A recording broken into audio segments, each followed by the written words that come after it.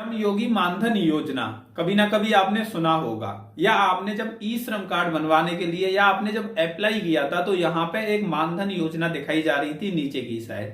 वहां पे लिखा हुआ था कि 3,000 रुपए महीने की आपको पेंशन मिलेगी अगर मानधन योजना में आप अप्लाई करती हैं तो दोस्तों आज की वीडियो में मैं आपको श्रम योगी मानधन योजना के बारे में बताने वाला हूं, जो कि भारत सरकार के द्वारा योजना चलाई जाती है श्रमिकों के लिए। अगर आप श्रमिक हैं, डेली कमाने वाले हैं, असंगठित क्षेत्र में काम करते हैं तो आप इस योजना का फायदा ले सकते हैं। इस योजना के तहत आपको 3,000 रुपए महीने की पेंशन सरकार की तरफ से दी जाती है। तो आज की वीडियो में हम आपको बताने वाले हैं कि श्रम योगी मानधन योजना क्या है, इसके लिए किस तरीके से अप्लाई कर सकते हैं, किन किन दस्तावेजों की जरूरत पड़ती है और कैसे आप घर बैठे बैठे इसके लिए अप्लाई कर सकते हैं, कैसे आपको 3,000 रुपए महीने की पेंशन मिलेगी। तो कंप्लीट जानकारी आज की इस वीडियो में आपको मिलने वाली है। तो इस वीडियो को लाइक जरूर कर देना और शेयर बटन आपको दिख रहा होगा, जल्दी से जल्दी शेयर कर दीजिए। ऊपर फॉलो का बटन दिख रहा होगा तो फॉलो का बटन दबा दीजिए। तो चलिए अब चलते हैं कंप्यूटर स्क्रीन पर और समझते हैं श्रम योगी मानधन योजना के बारे में।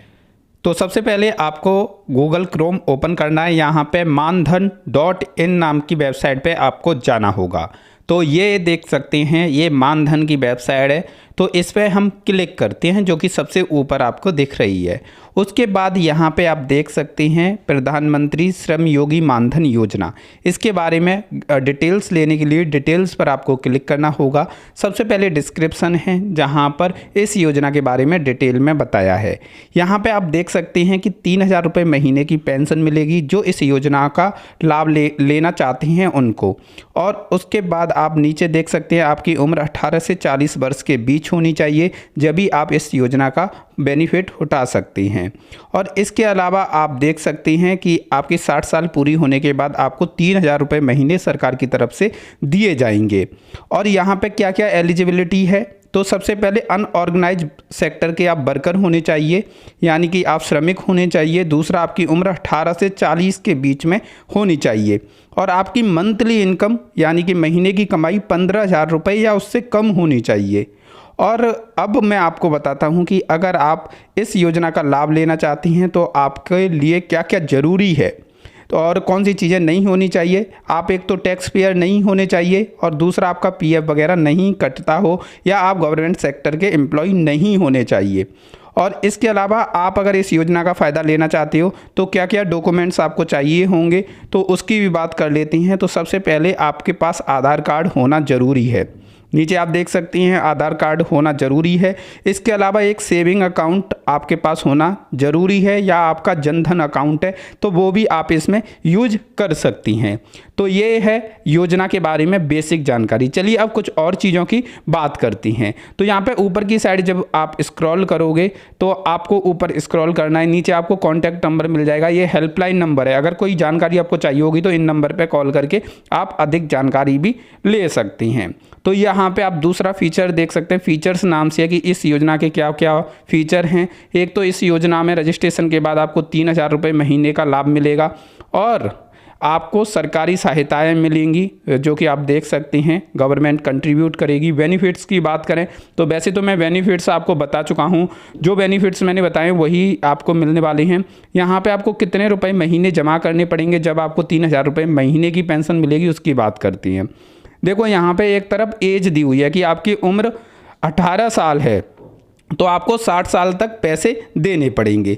और आपको कितने रुपए देने पड़ेंगे वो इसके सामने आपको लिखा हुआ दिखेगा कि इतने रुपए आपको देने पड़ेंगे। जैसे 58 रुपये लिखा है, 55, 54 जितना भी लिखा होगा उतने पैसे आपको हर महीने देने पड़ेंगे 60 साल तक। और ऐसे ही आप ये चार्ट को नीचे देखोगे तो 19 साल की उम्र है तो भी आपको 60 साल तक पैसे जमा करने होंगे, और जितना अमाउंट यहाँ पर लिखा है उतने पैसे आपको हर महीने देने पड़ेंगे। इसी हिसाब से यहाँ पर एक तरफ तो आपकी एज दिखाई गई है कि इतने उम्र पर आपको कितने रुपए देने पड़ेंगे, आप देख सकते हैं। तो आप अपनी उम्र देखिए और उस उम्र के हिसाब से आपको 60 साल तक पैसे भरने पड़ेंगे, और कितने पैसे भरने पड़ेंगे वो इस चार्ट में आपको दिखाया जा रहा है। जैसे कि आप ये देख सकते हैं कि अगर आपकी उम्र 40 साल है तो आपको 200 रुपये भरने पड़ेंगे, इसी हिसाब से 39 साल है तो कितना भरना पड़ेगा। मतलब यानी कि आपको 60 साल तक पैसे देने पड़ेंगे सरकार को, और जैसे ही आपकी उम्र 60 साल हो जाएगी तो सरकार आपको 3000 रुपये हर महीने देगी। और बाई चांस आपकी मृत्यु हो जाती है तो आपकी जो पेंशन होगी, जैसे 3000 पेंशन है, उसका 50% आपकी वाइफ को दिया जाएगा। और इसके अप्लाई कराने के लिए आप इसे CSC सेंटर से भी अप्लाई करा सकते हैं और आप खुद भी अप्लाई कर सकते हैं। आपको CSC सेंटर पर जाना होगा आधार कार्ड और बैंक की पासबुक लेके, और उनको आपको बोलना होगा कि श्रम योगी मानधन योजना के लिए हमें अप्लाई कराना है। तो वो लोग आपकी डिटेल को देखेंगे, आपके आधार कार्ड और बैंक की पासबुक, और आपका ऑनलाइन फॉर्म सबमिट करेंगे। उसके बाद वो आपको एक कार्ड प्रिंट करके दे देंगे और उसी कार्ड पे एक नंबर लिखा होगा और आपका कार्ड रेडी हो जाएगा। तो ये श्रम विभाग द्वारा ये प्रोग्राम चलाया जा रहा है आप लोगों के लिए। जब वृद्ध हो जाते हो आप, उस समय आपकी सहायता के लिए एक हर महीने राशि दी जाएगी जो कि पेंशन स्कीम है, और इसका लाभ आपको बुढ़ापे में काफ़ी ज़्यादा मिलेगा। वैसे आप ऐसे खुद भी अप्लाई कर सकते हैं। अगर आप CSC सेंटर नहीं जाना चाहते तो खुद अप्लाई कर सकते हैं। और खुद किस तरीके से अप्लाई करोगे तो चलो उसकी मैं आपको जानकारी देता हूं। CSC सेंटर वाली मैंने आपको जानकारी दे दी है, अब खुद कैसे अप्लाई करोगे उसके बारे में मैं आपको बताता हूं। तो सबसे पहले आप देख सकते हैं इस पेज को ऊपर स्क्रॉल करना है। यहाँ पे ऊपर की साइड जब देखोगे तो साइन इन का ऑप्शन दिखेगा, इस पर आपको क्लिक करना होगा। सेल्फ इनरोलमेंट आपको लिखा हुआ दिखेगा, इस पर आपको क्लिक करना है। और इस पर क्लिक करने के बाद आपको अपना मोबाइल नंबर डालना है। मोबाइल नंबर डालने के बाद प्रोसीड पर आपको क्लिक करना होगा, और प्रोसीड पर क्लिक करने के बाद आपको यहाँ पे अपनी ईमेल आईडी डालनी होगी, जो भी आपकी ईमेल आईडी है। और उसके बाद ये कैप्चर कोड आपको एंटर करना होगा, और उसके बाद जनरेट OTP पे क्लिक करना होगा। जैसे ही आप जनरेट OTP पे क्लिक करोगे आपके मोबाइल नंबर पे एक OTP आएगा, वो OTP यहाँ पे दर्ज करना होगा और वेरीफाई करना होगा। इस तरीके से आपका मोबाइल नंबर वेरीफाई हो जाएगा। OTP 10 मिनट के अंदर ही आपको एंटर करना है, और जो मोबाइल नंबर आप ऊपर दोगे उसी नंबर पर OTP आएगा। प्रोसीड पे क्लिक करते हैं OTP डालने के बाद। प्रोसीड पे क्लिक करने के बाद कुछ ऐसा इंटरफेस दिखता है। यहाँ पे ऊपर इनरोलमेंट नाम से एक ऑप्शन आपको दिखाया जाता है। यहाँ पे आप देख सकते हैं इनरोलमेंट पे हम क्लिक करेंगे। क्लिक करने के बाद आप यहाँ पे पहला ही ऑप्शन देख सकते हो, उस पर हमें क्लिक करना होगा। उसके बाद ये फॉर्म हमें सबमिट करना होगा। फॉर्म में क्या क्या जानकारी देनी है, सब्सक्राइबर आधार, मतलब सब्सक्राइबर का आधार नंबर, अपना आप आधार नंबर दे सकते हैं अपने लिए बना रहे हैं तो। उसके बाद आपको अपना नाम डालना है, मोबाइल नंबर डालना है। उसके बाद आपको यहाँ पे ईमेल आईडी डालनी है, अपनी डेट ऑफ बर्थ यानी कि जन्म तिथि डालनी है, अपना जेंडर यानी कि मेल हो या फीमेल हो वो सेलेक्ट आपको करना है। उसके बाद आपको अपना स्टेट डालना है, आपका राज्य कौन सा है, डिस्ट्रिक्ट डालना है, आपका डिस्ट्रिक्ट कौन सा है, अपने एरिया का पिन कोड डालना है, जो भी आपके एरिया का पिन कोड है वो आप सही से ही डाल दीजिए, वो आपको डालना है। और यहाँ पे आप यस या नो का ऑप्शन सेलेक्ट कर सकते हैं। इसके अलावा सब कैटेगरी में आप जनरल, OBC, SC, ST जिसमें आते हैं वो सेलेक्ट कर सकते हैं। तो ये बेसिक डिटेल हैं जो आपको यहाँ पे डालनी होंगी। तो ये सभी डिटेल आप सही से ही डालिए। आप टैक्स पेयर हैं तो यस करिए, नहीं है तो नो करिए, PF वगैरह अकाउंट है तो यस करिए। ई श्रम कार्ड पे जो नंबर होता है वो एंटर कर दीजिए नीचे, उसे एंटर करने के लिए बोलता है। आप डालोगे तो भी ठीक, नहीं डालोगे तो भी कोई दिक्कत नहीं। उसके बाद सबमिट पर आपको क्लिक करना होगा। तो चलिए मैं ये सारी डिटेल सबमिट कर देता हूँ। तो ये देख सकते हैं मैंने सभी डिटेल भर दी हैं। सबमिट बटन पर मैं क्लिक करता हूँ, यहाँ पर मेरी डिटेल्स दिखाई जा रही हैं। वेरीफाई यूजिंग बायो ऑथेंटिकेशन पर आपको क्लिक करना होगा। यहाँ पे OTP सेलेक्ट हम कर लेते हैं, तो इस पर क्लिक करेंगे तो हमारे मोबाइल नंबर पर एक OTP भेजा जाएगा। यहाँ पे उस नंबर पे OTP भेजा जाएगा जो हमारे आधार कार्ड में लिंक है। तो आपके आधार कार्ड में मोबाइल नंबर लिंक होना ज़रूरी है, तभी आप खुद रजिस्ट्रेशन कर पाओगे। तो उसके बाद आपके मोबाइल नंबर पर OTP भेजा जाएगा जो आधार कार्ड में रजिस्टर है या आधार कार्ड में लिंक है। वो OTP यहाँ पे आपको दर्ज करना होगा और वैलिडेट OTP पे क्लिक करना होगा। उसके बाद आपकी eKYC हो जाएगी, यानी कि आधार वेरिफिकेशन हो जाएगा। तो यहाँ पर हमने ये डाल दिया है OTP और वैलिडेट पर हमने क्लिक भी कर दिया है। उसके बाद यहाँ पे आपकी बेसिक डिटेल दिखाई जाती हैं। उसके बाद आपको कुछ डिटेल यहाँ पे और ऐड करनी है। यहाँ पे कंट्रीब्यूशन कितना करोगे, कितने महीने करोगे और कितना रुपया करोगे वो दिखाया जाता है।